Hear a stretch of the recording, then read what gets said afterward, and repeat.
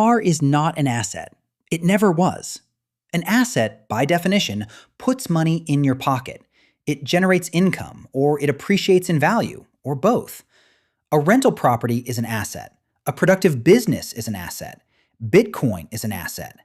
A car fails every single one of those tests. Pays you nothing, generates no income, loses value every year. From the moment it leaves the lot, worth less than the sticker price. That's not an asset. That's a depreciating expense with wheels. Hold on to that for the next 10 minutes, because it's the lens that explains everything about to happen in this video. Jake is leasing a car. Marcus is buying the same car. And David, well, David is doing both in a way. The first two think they made the smarter choice. Only one of these guys actually understood what game was being played. Let's keep this fair. All three earn $80,000 a year. All three want the same vehicle, a $30,000 sedan. Same model, same trim, same color. The dealership is the same. The day is the same. What changes everything is what gets signed at the desk. Jake signs first. 36-month lease. $2,000 down at signing, $299 a month. The salesman pitches it as a no-brainer. Low monthly, brand new car, full warranty coverage. After 3 years, the keys go back, no strings attached. At least, that's how it sounds. Marcus takes a different route. A 60-month auto loan at 6% interest, $3,000 down. Monthly payment lands at $522. That's $223 more than Jake every single month. David? Identical paperwork to Jake. $2,000 down at signing, $299 a month. Same contract, same payment. But here's where David quietly breaks from the group.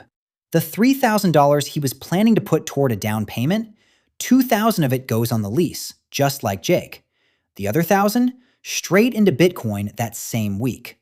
And from that month forward, the $223 difference between the lease payment and Marcus's loan payment goes into Bitcoin too. Automatic, same date every month. Set and forget. Same car, same lifestyle. One small structural decision made differently. For 3 years, Jake is living the dream. Brand new car. That new car smell. Manufacturer warranty covering everything. Brakes wear out? No problem. Air conditioning dies in July? No problem. His only out-of-pocket costs are the lease payment, insurance, and gas. No surprises, no anxiety, no repair bills out of nowhere. Marcus is living a different version of those 3 years. Every month, $522 leaves his account. And every month, the car he just paid for is worth a little less than it was the month before. The day he drove off the lot, the $30,000 sedan dropped to around $27,000. End of year 1, about $23,000. By year 2, maybe $20,000. Meanwhile, the loan balance sits stubbornly at around $22,000. For the first 2 years, more is owed than the car is worth. That's called being underwater. And every payment feels like it's going into a hole. David, on the surface, looks identical to Jake.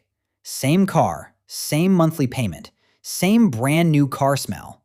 From the outside, nobody could tell the two of them apart. Under the surface, the story shifts completely. While Jake spends the $223 monthly savings on lifestyle, David is quietly stacking Bitcoin.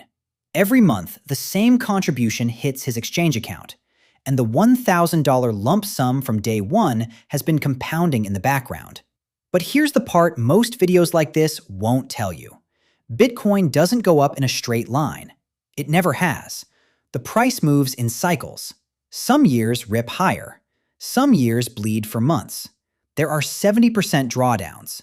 There are long, painful stretches where every contribution feels like throwing money into a fire. By year 3, let's say Bitcoin is in the middle of one of those bear markets.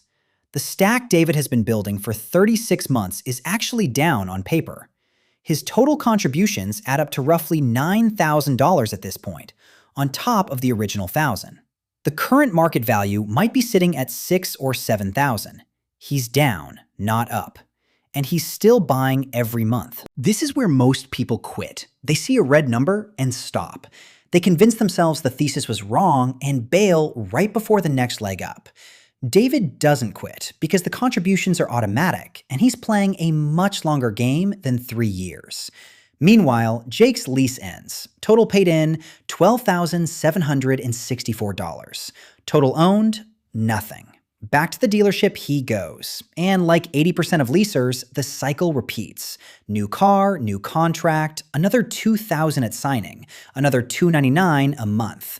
The odometer resets. The payment counter does not. Marcus at this point has paid $21,792 into his loan. The car is worth around $18,000. 24 payments still left on the schedule. But there's a finish line on the horizon. Every payment from here brings him one step closer to actually owning the vehicle. And David, same $12,764 paid into the lease as Jake, a Bitcoin stack down on paper, and a strategy he's not going to abandon, because the next part of the cycle is where everything changes. Now let's run the whole story out to 10 years. This is where it finally crystallizes. By year 10, Bitcoin has done what Bitcoin does. The bear market that hurt David around year 3 is long behind him. 2 full bull cycles have come and gone, multiple all-time highs, multiple drawdowns, but averaged out across a decade, the long-term direction has been clear.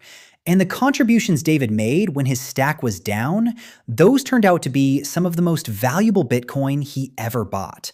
Jake has cycled through 3 full leases by now. New car every 3 years. Total spent somewhere between $45,000 and $52,000.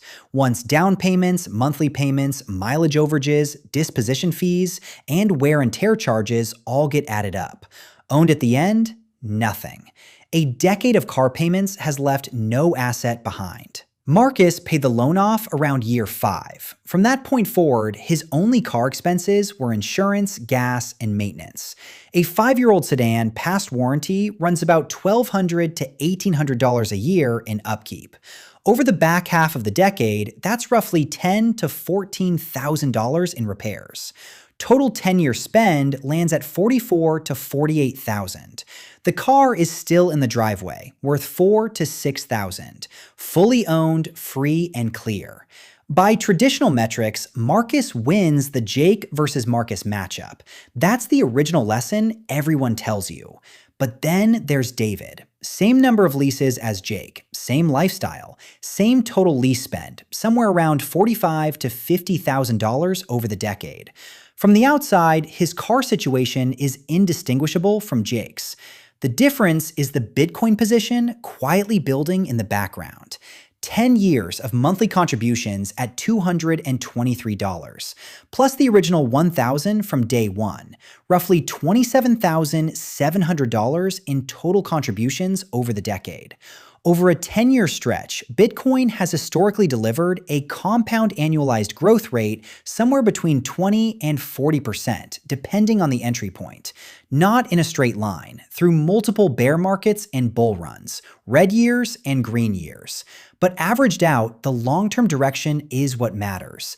At a conservative 20% annualized return over 10 years, David's stack is worth approximately $80,000 to $90,000. At a more historically typical 30% annualized return, the stack lands between $180,000 and $220,000. Now let's stack all 3 side by side at year 10. Jake, roughly $50,000 spent, 0 assets. Marcus, $48,000 spent, a $5,000 asset. Net cost, roughly $43,000 to be in his position. David, roughly $50,000 spent on cars, $80,000 to over $200,000 in Bitcoin. Same monthly cash flow as Jake, same lifestyle of new cars every 3 years. But David is walking into year 11 holding a 6-figure asset the other 2 simply do not have.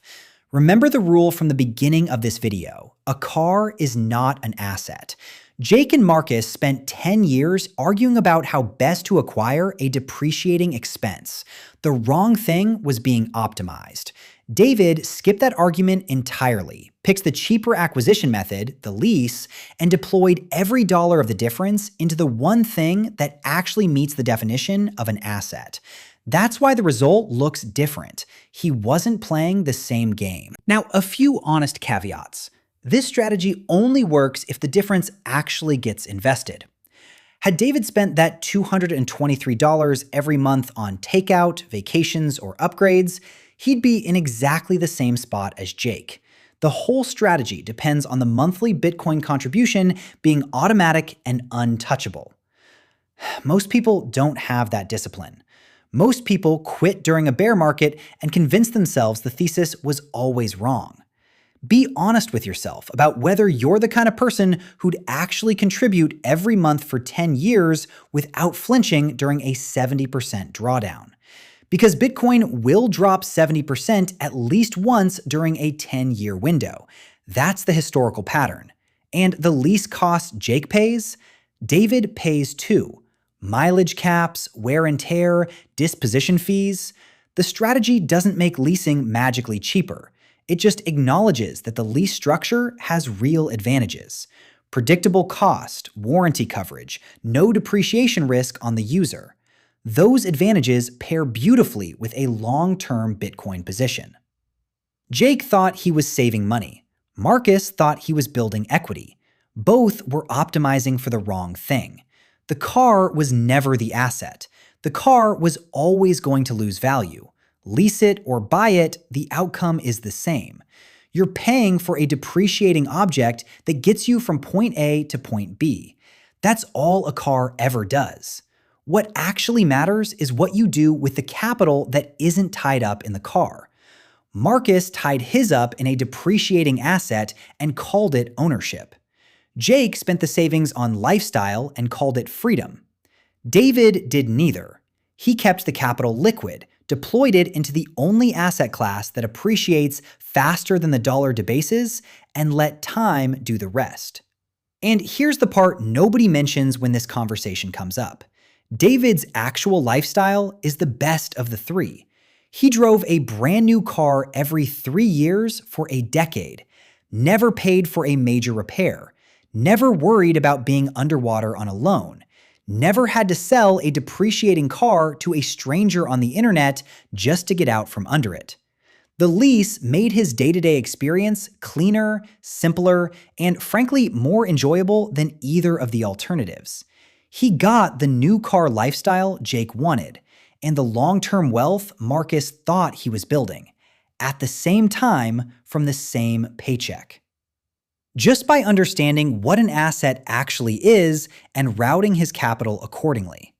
That's not a leasing strategy. That's a sound money strategy that happens to include a lease. The next time a salesman slides a monthly payment across the desk and asks lease or finance, ask yourself a different question. Not which option is cheaper. Not which option builds equity in the car. Try this one. Which option leaves me the most capital to deploy into something that actually appreciates? Because the car is going to lose money no matter what you do. The only thing you control is what you build alongside it. If this video showed you something you didn't know was possible, hit the like and subscribe button.